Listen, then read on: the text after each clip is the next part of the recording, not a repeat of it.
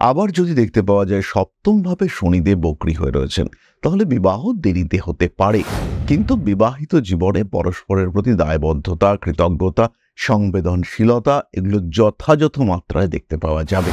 দ্বাদশ ভাব অষ্টম ভাবে শুভ গ্রহ শুভ যৌনতাকে নির্দেশ করে। পরস্পরের মধ্যে যে যৌন সম্পর্ক, তার মধ্যে সৌন্দর্য ইন্ডিকেট করে।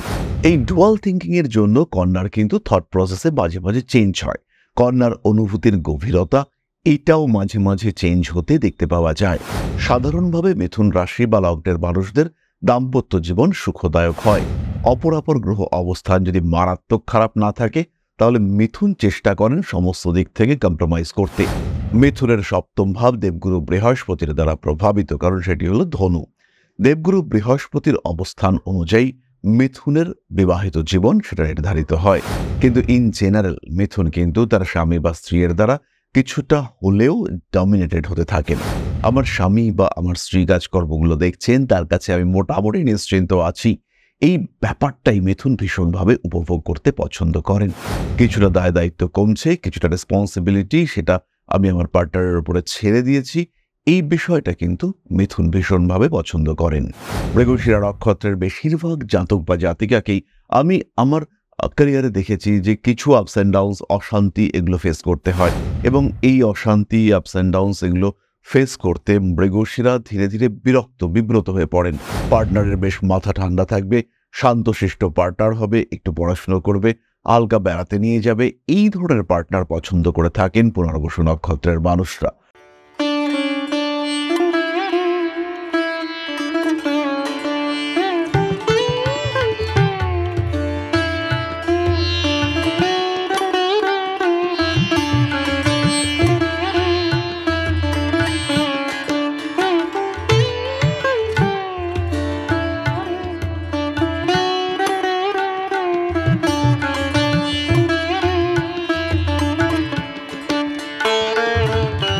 নমস্কার, ঋষিবাণী ইনস্টিটিউট অফ ভেদিক অ্যাস্ট্রোলজির পক্ষ থেকে স্বাগত জানাই আজকের জ্যোতিষ আলোচনায়। আমি শান্তনু আপনাদের সঙ্গে। আলোচ্য বিষয় বিশুদ্ধ জ্যোতিষ। বারবার প্রশ্ন করেন আপনারা জীবন সাথী, জীবন সঙ্গী, পার্টনার, প্রেমিক, প্রেমিকা ইত্যাদি বিষয়ে, আর সেই সূত্র ধরেই আমাদের আজকের আলোচনা। মিথুন রাশির প্রেম জীবন, বিবাহিত জীবন, পার্টনার কেমন হতে পারে, এবং এই বিষয়ে যথাযথ রাশিভিত্তিক তথ্য নিয়ে আমরা আলোচনা করব। সাধারণীকৃত আলোচনা, অর্থাৎ জেনারেলাইজড প্রেডিকশন, যেখানে কোনো গ্রহ নেই, শুধুমাত্র রয়েছে মিথুন রাশি। তবে খেয়াল রাখতে হবে, জ্যোতিষশাস্ত্র 7000 ইন্ডিকেট করে আমাদের বিবাহ, বিবাহিত জীবন। দ্বিতীয় ভাব ইন্ডিকেট করে আমাদের বাক্য। চতুর্থ, অষ্টম ইত্যাদির সঙ্গে সম্পর্কযুক্ত হলো যৌনতা। পঞ্চম হলো সন্তান, এবং একাদশ হলো বিবাহ বহির্গত, এবং একাদশ হলো বিবাহ পরবর্তী দাম্পত্য প্রেম। দ্বাদশ হলো সঞ্চাসুখ। এই সমস্ত বিষয়গুলির সংমিশ্রণে তৈরি হয় বিবাহিত জীবন, এবং কোন গ্রহ কোন ভাবে অবস্থান করে রয়েছে তার উপরে নির্ধারিত হয় সেই মানুষটার বিবাহিত জীবনের কোন কম্পোনেন্টটা কেমন। যেমন যদি আপনার দ্বিতীয় রাহু অবস্থান করে থাকে, তাহলে কুটুম্বকুলের কাছে আপনি কিন্তু মর্যাদাপ্রাপ্ত হবেন না। আপনার কুটুম্বগণ, অর্থাৎ আপনার শ্বশুর বাড়ির আত্মীয় পরিজন, তারা কিন্তু আপনাকে কিছুটা ইগনোর করতে চাইবেন। এই বিষয়টায় শ্বশুর বাড়িতে গিয়ে কিছুটা বঞ্চিত হবেন। তবে আপনার স্বামী অথবা আপনার স্ত্রী, তারা কিন্তু ভালো উপার্জন করবে। স্বামী কিংবা স্ত্রীর চাকুরি প্রাপ্তির সম্ভাবনা এটা কিন্তু বাড়বে। আবার যদি দেখতে পাওয়া যায় সপ্তমভাবে শনিদেব বক্রী হয়ে রয়েছেন, তাহলে বিবাহ দেরিতে হতে পারে, কিন্তু বিবাহিত জীবনে পরস্পরের প্রতি দায়বদ্ধতা, কৃতজ্ঞতা, সংবেদনশীলতা এগুলো যথাযথ মাত্রায় দেখতে পাওয়া যাবে। কিন্তু এই শনিদেবী যদি বক্রী হন, সেই ক্ষেত্রে কিন্তু হঠকারী সিদ্ধান্ত নিয়ে বিয়ে করার সম্ভাবনা এবং আফটার ম্যারেজ অশান্তি এটা থাকবে, ফেস করতে হবে। একাদশভাবে শুভ গ্রহ বিবাহিত জীবনে স্বামী স্ত্রী এদের একে অপরের প্রতি আনুগত্যকে নির্দেশ করে, কিন্তু এই একাদশ ভাবে যদি অশুভ গ্রহ অবস্থান করে, সেই ক্ষেত্রে সমস্যা বাড়তে দেখতে পাওয়া যেতেই পারে। বাড়তে পারে অস্থিরতা, অশান্তি ইত্যাদি বৃদ্ধির সম্ভাবনা রয়েছে। দ্বাদশ ভাব অষ্টম ভাবে শুভ গ্রহ শুভ যৌনতাকে নির্দেশ করে। পরস্পরের মধ্যে যে যৌন সম্পর্ক, তার মধ্যে সৌন্দর্য ইন্ডিকেট করে। কিন্তু যদি অষ্টমে বা দ্বাদশের রাহু, মঙ্গল ইত্যাদি গ্রহ অবস্থান করে, তাহলে পার্টনারের মধ্যে পার্টনারকে নির্যাতন করবার টেন্ডেন্সি, এটা বাড়তে দেখতে পাওয়া যায়। ফলে বিবাহিত জীবনে অশান্তি বাড়তে দেখতে পাওয়া যায়। কিন্তু আজকে আমরা যে আলোচনা করব তার মধ্যে এই সমস্ত গ্রহ অবস্থানগত আলোচনা থাকবে না। একদম সাধারণ মিথুন রাশি কেমন, তার স্বামী বা স্ত্রী কেমন হতে পারে, বা মিথুন কেমন স্বামী বা স্ত্রীকে পছন্দ করেন, এই বিষয়গুলি আমরা জানব। মিথুন কালপুরুষের তৃতীয় রাশি, বুধের দ্বারা প্রভাবিত, বায়ুতত্ত্বের দত্তক প্রকৃতির এই রাশি। এই রাশির মানুষদের মধ্যে একটু ডুয়াল থিঙ্কিং দেখতে পাওয়া যায়। বিভিন্ন দিক থেকে এরা চিন্তা করতে ভালোবাসে, ভীষণভাবে অ্যানালাইটিক্যাল থিঙ্কিং এদের মধ্যে দেখতে পাওয়া যায়। এই ডুয়াল থিঙ্কিং এর জন্য কন্যার কিন্তু থট প্রসেসে মাঝে মাঝে চেঞ্জ হয়। কন্যার অনুভূতির গভীরতা এটাও মাঝে মাঝে চেঞ্জ হতে দেখতে পাওয়া যায়। তাই কন্যা রাশি বা লগ্নের যিনি পার্টনার হবেন তার মধ্যে কিন্তু একটু গাম্ভীর্যের ভাব এটা কন্যা এক্সপেক্ট করে থাকেন। সামনের দিকের মানুষটি মাঝারি উচ্চতা বিশিষ্ট, যথেষ্ট ঠিকঠাক শারীরিক গঠন এবং তার সঙ্গে ব্রাইট কমপ্লেকশন, বোল্ড পার্সোনালিটি, এটা মিথুন পছন্দ করেন। মিথুনের মধ্যে যে চিন্তাভাবনার দ্বিমুখিতা দেখতে পাওয়া যায়, সামনের মানুষটি যেন সেখানে ডিসিশন নিতে পারেন, এই বিষয়টিকে মিথুন পছন্দ করেন। সাধারণভাবে মিথুন রাশি বা লগ্নের মানুষদের দাম্পত্য জীবন সুখদায়ক হয়। অপরাপর গ্রহ অবস্থান যদি মারাত্মক খারাপ না থাকে তাহলে মিথুন চেষ্টা করেন সমস্ত দিক থেকে কম্প্রোমাইজ করতে। মিথুনের মধ্যে কিন্তু অ্যাডজাস্ট করবার ক্ষমতা আছে, কিন্তু মিথুনের মধ্যে মাঝে মাঝে change of behaviour, change of characteristics দেখতে পাওয়া যায়। এই যে চেঞ্জ ইন ক্যারেক্টারিস্টিক্স, এইটা কিন্তু মিথুনকে ভালো রকম ভোগায়। এর কারণে বিপরীত দিকের মানুষটা বুঝে উঠতে পারেন না যে সামনের দিকের মানুষটা অর্থাৎ মিথুনের তার প্রতি কতটা দায়বদ্ধতা আছে। এখানে রিলেশনশিপে কিন্তু একটা গ্যাপ তৈরি হতে দেখতে পাওয়া যায়। সাধারণভাবে মিথুন চাকুরিওয়ালা বা অর্থনৈতিক উপার্জনরত পার্টনার পছন্দ করেন। মিথুনের সপ্তম ভাব দেবগুরু বৃহস্পতির দ্বারা প্রভাবিত, কারণ সেটি হলো ধনু। দেবগুরু বৃহস্পতির অবস্থান অনুযায়ী মিথুনের বিবাহিত জীবন সেটা নির্ধারিত হয়। কিন্তু ইন জেনারেল মিথুন কিন্তু তার স্বামী বা স্ত্রীর দ্বারা কিছুটা হলেও ডমিনেটেড হতে থাকেন। মিথুন রাশি বা লগ্নের মানুষ তারা যেমন কেয়ারিং পছন্দ করেন, তেমন কিন্তু তারা নির্ভর করা এটাও পছন্দ করেন। আমার স্বামী বা আমার স্ত্রী কাজকর্মগুলো দেখছেন, তার কাছে আমি মোটামুটি নিশ্চিন্ত আছি, এই ব্যাপারটাই মিথুন ভীষণভাবে উপভোগ করতে পছন্দ করেন। কিছুটা দায় দায়িত্ব কমছে, কিছুটা রেসপন্সিবিলিটি সেটা আমি আমার পার্টনারের উপরে ছেড়ে দিয়েছি, এই বিষয়টা কিন্তু মিথুন ভীষণভাবে পছন্দ করেন।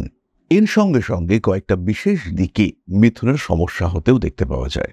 মিথুনের যিনি পার্টনার হয়ে থাকেন তার মধ্যে অতিরিক্ত ব্যালেন্স করবার মেন্টালিটি দেখতে পাওয়া যায়। সবাইকে নিয়ে চলবো, সবার সাথে থাকবো, এর জন্য নিজেকে যদি কিছুটা কম্প্রোমাইজ করতে হয় তাহলে সেটা কিন্তু করতে পছন্দ করেন মিথুনের পার্টনার। এবার এই পার্টনার তার যে অ্যাক্টিভিটিস সেটা কিন্তু মিথুন সবসময় মেনে নিতে পারেন না। আমি রয়েছি, আমার থেকে বেশি গুরুত্ব অন্য কাউকে দেওয়া হচ্ছে, এই বিষয়টা কিন্তু মিথুন সহ্য করতে পারেন না।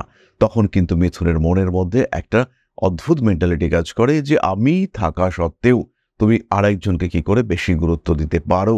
আর মিথুনের পার্টনার ভাবেন সবাইকে তো সমান গুরুত্ব দিচ্ছি, আর তুমি তো আমার আপনজন, তুমি তো আমার চিন্তায় চিন্তিত হয়ে সেই কাজটা করবে যেটা আমি পছন্দ করি। এই যে দ্বিমুখী মানসিকতা, দুজনের মধ্যে একটা দূরত্ব, দুজনের মধ্যে একটা গ্যাপ সৃষ্টি হলো, তার কারণে কিন্তু দুজনেই কষ্ট পেয়ে থাকেন। দুজনের মনের মধ্যেই রয়েছে তীব্র ভালোবাসা, দুজনের মধ্যেই রয়েছে পরস্পরের প্রতি তীব্র আকর্ষণ, কিন্তু তা সত্ত্বেও দুজনের মধ্যে কিন্তু অ্যাটাচমেন্টের একটা অভাব সেটাও ভীষণভাবে রয়েছে। মনের দিক থেকে মিথুন কিন্তু পার্টনারের সাথে মেলাতে পারেন না। এই মনের মধ্য থেকে মেলাতে না পারা, বিভিন্ন বিষয় মেনে নিতে নিতে মিথুনের মধ্যে একটা অ্যাগ্রেসিভ বিহেভিয়ার সৃষ্টি হতে দেখতে পাওয়া যায়। সেই সময় কিন্তু মিথুন কিছুটা অস্থির হয়ে ওঠেন এবং তখন মিথুনের মধ্যে প্রতিবাদের মানসিকতা জেগে উঠতে দেখতে পাওয়া যায়। মিথুন রাশি, মিথুন লগ্নের মানুষরা পার্টনারকে যত্ন করতে পছন্দ করেন এবং পরবর্তীতে পার্টনারের কাছ থেকেও তিনি যত্ন পাবেন এই আশাটা মিথুন রাখেন। কিন্তু সবসময় পার্টনার সেটা খেয়াল রাখে না। পার্টনার কখনো ইমোশনাল, কখনো পার্টনার আবার উদাসীন। এই যখন যখন উদাসীনতার সময় আসে তখন কিন্তু মিথুনের মাথাটা গরম হয়ে যায়। ফলে মিথুন রাশি বা লগ্নের মানুষদের বিবাহিত জীবন কিন্তু কিছুটা ডিস্টার্বডই হতে দেখতে পাওয়া যায়। এরপর আমরা চলে আসি নাক্ষত্রিক আলোচনা প্রসঙ্গে। প্রথমে রয়েছেন মৃগশীর্ষা। এদের ক্ষেত্রে ম্যারিড লাইফে কিন্তু কিছু ডিস্টারবেন্স দেখতে পাওয়া যায়। মৃগশিরা নক্ষত্রের বেশিরভাগ জাতক বা জাতিকাকেই আমি আমার ক্যারিয়ারে দেখেছি যে কিছু আপস অ্যান্ড ডাউনস, অশান্তি এগুলো ফেস করতে হয় এবং এই অশান্তি, আপস অ্যান্ড ডাউনস এগুলো ফেস করতে মৃগশিরা ধীরে ধীরে বিব্রত হয়ে পড়েন। আর তখন যেন তার আর কিছু ভালো লাগে না। তারা একটু ডাউন হয়ে থাকেন, ডিপ্রেশন, অ্যাংজাইটি এগুলো মৃগশিরাকে বারবার ভোগায়। আর মিথুন রাশি, মৃগশিরা নক্ষত্র, এদের মনের মধ্যে সবসময় একটা অস্থিরতা, একটা সবসময় ডুয়াল থিঙ্কিং। এদিকে যাব, বিপদে পড়বো না তো, তাহলে এদিকে যাই, আচ্ছা এদিকে তো সমস্যা রয়েছে। এই চিন্তাটা মৃগশিরাকে সবসময় ভোগায়। কোন দিকে যাব, কি করব, অস্থিরতা, এইটা মৃগশিরার একটা অশান্তির কারণ হয়ে দাঁড়ায়। এর কারণে মৃগশিরার ম্যারিড লাইফেও কিন্তু বেশ কিছুটা সমস্যা আসে। কিন্তু মৃগশিরা নক্ষত্রের জাতক বা জাতিকা, তাদের স্বামী অথবা স্ত্রী, এরা যদি টেকনিক্যাল ফিল্ডে চাকরি করে থাকেন, এরা যদি আর্মি কিংবা পুলিশ অফিসিয়াল হয়ে থাকেন, কিংবা এরা যদি ফায়ার ব্রিগেডে চাকরি করেন, কিংবা কোনো সাইবার সিকিউরিটি বা অন্য কোনো সিকিউরিটি সিস্টেমে চাকরি করে থাকেন, সেই ক্ষেত্রে কিন্তু মৃগশিরা ভালো থাকতে পারেন। এই সমস্ত পেশার মানুষগুলোর সঙ্গে মৃগশিরার অ্যাটাচমেন্ট খুব ভালো হয়। আবার যদি মৃগশিরা নক্ষত্রের মানুষটা নিজেই এক্সপোর্ট ইম্পোর্ট ওরিয়েন্টেড ব্যবসা করে থাকেন, কিংবা এমন কোনো বিজনেস করে থাকেন যেটা একটা লং চেইন সিস্টেমে চলছে, কোনো একটা প্রজেক্ট যেটা দীর্ঘদিন চলবে, এরকম কোনো সিস্টেমে যদি সংযুক্ত হয়ে থাকেন, সেই ক্ষেত্রে মৃগশিরা কিন্তু ম্যারিড লাইফে হ্যাপি হয়ে থাকেন। যদি তাদের মধ্যে ভার্চুয়াল সেপারেশন দেখতে পাওয়া যায়, স্বামী ব্যাঙ্গালোরে চাকরি করছেন এবং স্ত্রী তিনি দিল্লিতে চাকরি করছেন, অথবা স্বামী চাকরি করছেন পুনেতে, স্ত্রী রয়েছেন আসামে, এরকম কম্বিনেশন যদি থাকে, যাকে আমরা বলবো ভার্চুয়াল সেপারেশন, দুজনে দুটো জায়গায় রয়েছেন, সেই ক্ষেত্রে কিন্তু এদের মধ্যে সম্পর্ক ভীষণ ভালো থাকতে দেখতে পাওয়া যায়। ভীষণভাবে চেষ্টা করেন এরা এদের ম্যারিড লাইফকে ভালো রাখার জন্য। এদের মধ্যে অ্যাডজাস্ট করবার ক্ষমতা অনেক বেশি। নিজের জ্ঞান, নিজের চিন্তা ভাবনা, নিজের ধারণা, এই সমস্ত বিষয় নিয়ে আর্দ্রা সবাইকে ভালো রাখার চেষ্টা করেন। আর্দ্রার গ্রহণযোগ্যতা যেমন বেশি, আর্দ্রার গ্রহণ ক্ষমতা এটাও কিন্তু অত্যন্ত বেশি। তাই আর্দ্রা নক্ষত্রের জাতক বা জাতিকা, এরা সবাইকে নিয়ে চলতে পারেন। এদের ম্যারিড লাইফ কিন্তু বেশ ভালো হয়। এরা পার্টনার হিসেবে পছন্দ করেন শিক্ষক, বিদ্যা অনুরাগী ব্যক্তিবর্গকে, যাদের একটা বেশ কালচার রয়েছে, যাদের একটা সোশ্যাল স্ট্যাটাস রয়েছে, যারা মোটামুটি শিক্ষা, বিদ্যা এগুলির চর্চা করেন, যারা একটু কালচারাল অ্যাক্টিভিটিসের মধ্যে রয়েছেন, সঙ্গীত, কলা ইত্যাদিতে যুক্ত রয়েছেন, তাদেরকে আর্দ্রা ভীষণভাবে পছন্দ করেন। এবং এই ধরনের মানুষের সঙ্গে যদি আর্দ্রার বিবাহ হয়, তারা কিন্তু সাধারণত স্বামী কিংবা স্ত্রীকে নিয়ে অহংকার বোধ করতে থাকেন। পার্টনারের বেশ মাথা ঠান্ডা থাকবে, শান্তশিষ্ট পার্টনার হবে, একটু পড়াশুনো করবে, আলগা বেড়াতে নিয়ে যাবে, এই ধরনের পার্টনার পছন্দ করে থাকেন পুনর্বসু নক্ষত্রের মানুষরা। রাগী, উগ্র, উত্তেজিত এই ধরনের মানুষ যদি পুনর্বসুর পার্টনার হয়, তাহলে পুনর্বসু কিন্তু ব্যাপারটাকে কন্টিনিউ করতে পারে না, বিষয়টাকে মেনটেন করতে পারে না। পুনর্বসু নক্ষত্রের জাতক বা জাতিকা, তাদের জীবনে বিরাট গ্যাপ তৈরি হয় যদি পার্টনারের সঙ্গে তাদের মনের মিল না থাকে। এরা বিষয়টাকে কিন্তু সহ্য করতে পারে না। অনেক কষ্ট করে, অনেক কম্প্রোমাইজ করে যদি বা তারা বিবাহিত জীবনকে কন্টিনিউ করতে পারে, কিন্তু তার সত্ত্বেও এদের মনের মধ্যে একটা বিরাট খেদ থেকে যায়। কখনো না কখনো এরা বিবাহ বহির্ভূত সম্পর্কে আবদ্ধ হয়ে পড়ে। এই ধরনের রিলেশনশিপে এদের জড়িয়ে পড়তে বারবার দেখতে পাওয়া যায়। সুতরাং মিথুন রাশি বা তার ৩ নক্ষত্র, এদের বিবাহিত জীবন কেমন যেতে পারে, কি হতে পারে এদের সাধারণ বিবাহিত জীবনের ক্ষেত্রে? এই মুহূর্তে মিথুনের ম্যারিড লাইফে কিন্তু কিছুটা স্ট্রেস চলছে, তবে মিথুন প্রাণপণ চেষ্টা চালিয়ে যাচ্ছেন যাতে বিবাহিত জীবনটা বেশ ভালো যায়। 3rd হাউসে কেতু মঙ্গল ম্যারিড লাইফে অশান্তি দিচ্ছে, কিন্তু তা সত্ত্বেও লগ্নে যেহেতু বৃহস্পতি আছে, সপ্তমপতি লগ্ন বা রাশির উপর রয়েছে, মিথুন প্রচুর চেষ্টা চালাচ্ছেন যাতে বিবাহিত জীবনটা ঠিকঠাক থাকে, যাতে ম্যারিড লাইফের কন্টিনিউয়েশন রাখা যায়, মেনটেন করা যায় ভবিষ্যৎ বিবাহিত জীবনকে। এই অবস্থায়, এই পরিপ্রেক্ষিতে মিথুন রাশি বা লগ্নের মানুষ, তাদের বিবাহিত জীবনে কিন্তু কিছুটা অস্থিরতা কাজ করছে। ছোটখাটো রিলেশনশিপ ওরিয়েন্টেড ইস্যু সেগুলো রয়েছে, তার সঙ্গে সঙ্গে কিছু এক্সট্রা ম্যারিটাল অ্যাফেয়ার্সের সম্ভাবনা সেটাও কিন্তু বাড়তে দেখতে পাওয়া যাবে। মিথুন রাশি, মিথুন লগ্নের মানুষজন, তারা একটু শান্তি খুঁজে বেড়াচ্ছেন। এটা খুবই স্বাভাবিক এবং আমি ব্যক্তিগতভাবে এই বিষয়টাকে অবশ্যই সাপোর্ট করি, কারণ ভালো থাকাটা জরুরি। বর্তমান যুগের যে টাফ সিচুয়েশন, যে কঠিন পারিপার্শ্বিক পরিস্থিতি, সেই ক্ষেত্রে দেহ, মন, আত্মা এদের মধ্যে সমন্বয়ন ঘটানো এবং এই সমন্বয়ন ঘটানোর উদ্দেশ্যে ভালো থাকার চেষ্টা। আর প্রত্যেকটা মানুষের কিন্তু অধিকার রয়েছে আমরা ভালো থাকতে পারি। যাই হোক না কেন, এরপর আমরা চলে আসবো আলোচনার পরবর্তী পর্যায়ে। জীবনে সমস্যা আসেই, সেটা স্বামী স্ত্রীর সমস্যা হতে পারে, সেটা বিবাহিত জীবন বহির্ভূত কোনো সমস্যা হতে পারে, সাংসারিক সমস্যা, পারিবারিক সমস্যা, পারিপার্শ্বিক সমস্যা, অর্থনৈতিক সমস্যা কিংবা অন্যান্য কোনো ধরনের সমস্যা, শারীরিক হতে পারে সমস্যা। সমস্যা বহু দিক থেকে আসতে পারে, কিন্তু তার জন্য প্রয়োজন একটা সঠিক প্রতিকার, প্রতিবিধান। আর প্রতিকারের আগে প্রয়োজন সমস্যার উৎস খুঁজে বার করা। আদৌ কি সমস্যাটি গ্রহগত, নাকি আপনি কোনো ব্ল্যাক ম্যাজিকের শিকার হয়েছেন, এটা আইডেন্টিফাই করা জরুরি। এই সময় আপনার জন্মকুণ্ডলিতে কি এমন দশা চলছে যার জন্য আপনি এতটা সমস্যার মধ্যে রয়েছেন, তখনই কিন্তু আপনি বিষয়টির প্রতিকার বা প্রতিবিধান করতে পারবেন। তাই সঠিক জ্যোতিষ বিচার এটা কিন্তু আমাদের জীবনে অত্যাবশ্যক। সমস্যা যাই আসুক না কেন, তার কিছুটা সমাধান তো করা অবশ্যই সম্ভব। আর তখন যখন সমস্যার সমাধান আপনি একা করতে পারছেন না, তখন আপনার পাশে থাকবে আপনার জ্যোতিষ বন্ধু, থাকবো আমরা। সরাসরি সাক্ষাৎ করতে পারেন আমাদের সঙ্গে কলকাতা উত্তর, কলকাতা দক্ষিণ এবং দুর্গাপুর ও আগরতলায়। তাহলে সমস্যাকে আর বাড়িয়ে লাভ নেই। সমস্যা দীর্ঘায়িত না করে সমাধান সূত্র খুঁজে বার করবার চেষ্টা করা উচিত। তাই সরাসরি সংযুক্ত হন আমাদের সাথে। যারা জ্যোতিষ শিখতে চাইছেন, যারা জ্যোতিষের সঙ্গে সঙ্গে ট্যারো কার্ড রিডিং শিখতে চাইছেন বা ইন্ডিভিজুয়ালি ট্যারো সম্পর্কে জানতে চাইছেন, সরাসরি সংযুক্ত হন আমাদের সাথে। ফোন করুন আমাদের কন্ট্যাক্ট নাম্বারে। জ্যোতিষ শিক্ষা, প্রপার রেজিস্ট্রেশন, প্রপার সার্টিফিকেশন এবং একটা কমপ্লিট এডুকেশন, এটা আমরা আপনাদেরকে দেওয়ার চেষ্টা করব। তাহলে এবার আমরা চলে আসবো আলোচনার পরবর্তী পর্যায়ে, অর্থাৎ আপনাদের প্রশ্নে জ্যোতিষের উত্তর। তবে তার আগে ছোট্ট একটি বিষয় আপনাদের সঙ্গে শেয়ার করব। পরম ব্রহ্ম মিলন মঠ ও সেবাশ্রম অধ্যাত্ম, সেবা এবং প্রকৃতি পূজনে সম্পূর্ণ নিয়োজিত একটি সংস্থা। সম্পূর্ণ স্বেচ্ছাসেবী এবং সমাজ কল্যাণমূলক এই সংস্থা আমরা এগিয়ে চলেছি মানুষের পাশে দাঁড়ানোর লক্ষ্যে। এই প্রসঙ্গে দীর্ঘদিন ধরেই আমরা বিভিন্ন এলাকায় বেশ কিছু কাজ করে আসছি। আপনাদের সহযোগিতা, আপনাদের পাশে দাঁড়ানো, আপনাদের হাতে হাত মিলিয়ে এগিয়ে নিয়ে আসার চেষ্টা, আপনাদের সহযোগিতা, আপনাদের পাশে দাঁড়ানোর প্রয়াস, এই সমস্ত কিছুই আমাদেরকে এগিয়ে নিয়ে চলেছে। আমাদের পাথেয় হয়ে উঠেছে আপনাদের ভালোবাসা। বিগত বেশ কিছুদিন ধরেই আমরা বিভিন্ন অনগ্রসর এলাকায় কাজ করে চলেছি। কখনো আমরা শিশুদের মধ্যে শিক্ষা উপকরণ বিতরণ করেছি, কখনো আমরা পুজোর পোশাক বিতরণ করেছি, কখনো তাদের খাদ্যের ব্যবস্থা করেছি।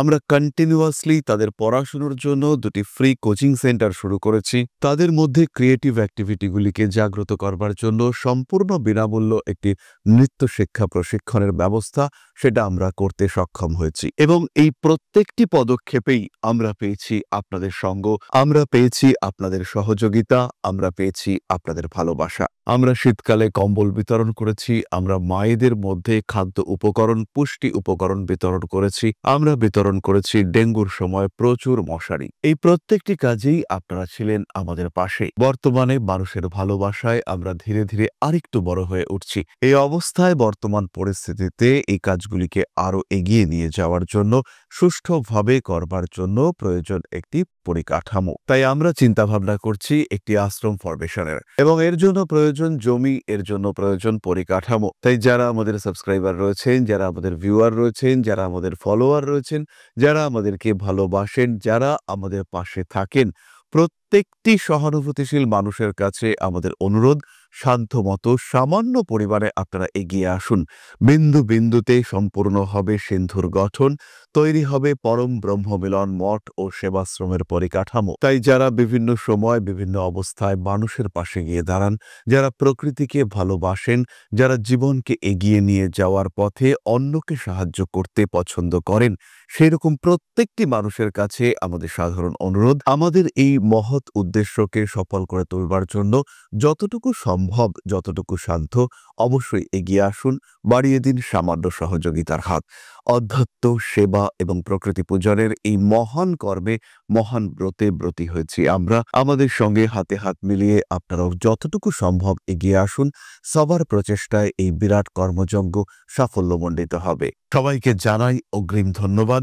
আমরা জানি আপনাদের সহযোগিতা আমরা পাবো। বেশ কিছুদিন ধরেই বহু মানুষ আমাদেরকে সাহায্য করে চলেছেন, কারণ আমাদের ইন্ডিভিজুয়াল সামর্থ্য অতি ক্ষুদ্র, তার মাধ্যমে এই মহৎ কার্যগুলিকে সম্পূর্ণ করা সম্ভব নয়।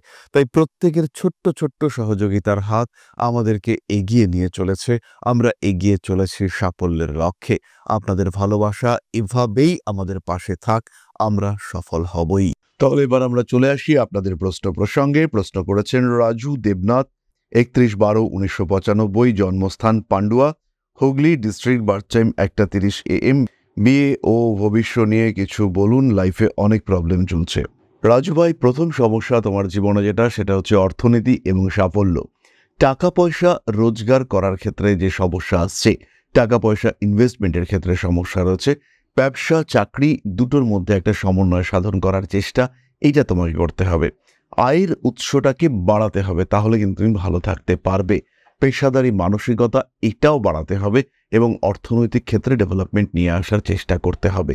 ফাইন্যান্সিয়াল ফিল্ডে সেভিংস এটাকেও বাড়িয়ে তোলার চেষ্টা অবশ্যই করতে হবে। জন্মকুণ্ডলিতে অগ্নিতত্ত্বের প্রভাব বেশি হওয়ার জন্য জল খাওয়ার প্রতি একটা বিরূপ মানসিকতা দেখতে পাওয়া যাবে এবং এর ফলে তোমার ডাইজেস্টিভ সিস্টেম সেটাও কিন্তু ডিস্টার্ব হওয়ার সম্ভাবনা রয়েছে। ডাইজেস্টিভ সিস্টেমের ডিস্টারবেন্সের জন্য তোমার কিন্তু শরীরটা বেশ খারাপ হতে পারে। বিবাহের সম্ভাব্য বয়স 32, অর্থাৎ 2027 সাল। এই সময় বিয়ে তোমার জন্য শুভ। বিবাহিত জীবন মোটামুটি ঠিকঠাকই রয়েছে, দুশ্চিন্তা করবার কিন্তু বড় কোনো কারণ থাকছে না। তাহলে আজকের আলোচনা আমরা আর দীর্ঘায়িত করব না। সবাই সুস্থ থাকুন, ভালো থাকুন। মা শ্রী শ্রী আদিশক্তির আশীর্বাদে আপনাদের জীবন আরো আরো আরো সমৃদ্ধ হয়ে উঠুক। জয় মা আদিশক্তি। নমস্কার।